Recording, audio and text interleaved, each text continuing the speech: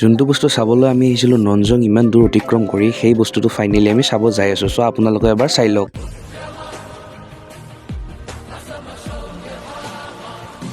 ইমান ধুনীয়া এটা দৃশ্য দেখাৰ পিছত আমাৰো ফুল বডি চাৰ্জ হৈ গ'ল আৰু ৰুমত আহি মই ফ্ৰেছ হৈ ল'লোঁ আৰু তাৰ পৰা ওলাই দিলোঁ কাৰণ সোনকালে ঘৰ যাই পাবগৈ লাগিব। অত্যাধিক ভোক লগাৰ কাৰণে আমিও পুৰা আধা ৰাস্তাত ৰখি যোগাৰ পাতি ওলাই লৈ আমিও ভাতখিনি বনাই দিলোঁ। ভাতখিনি খাই কিন্তু সঁচাকৈ বহুত ভাল লাগিল আৰু তাৰপিছত আমি ওলাই আহিলোঁ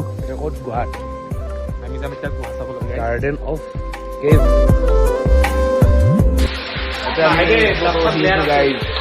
ইয়াৰ ভিতৰত আহি পেলাই মোৰ এনেকা ফিলিং হৈছে যে মই যেনিবা এখন হলিউড মুভিহে চাই আছোঁ। শ্বিলং ফুৰিব আহিলে ইয়াত নোহোৱাকৈ নাথাকিব কিন্তু।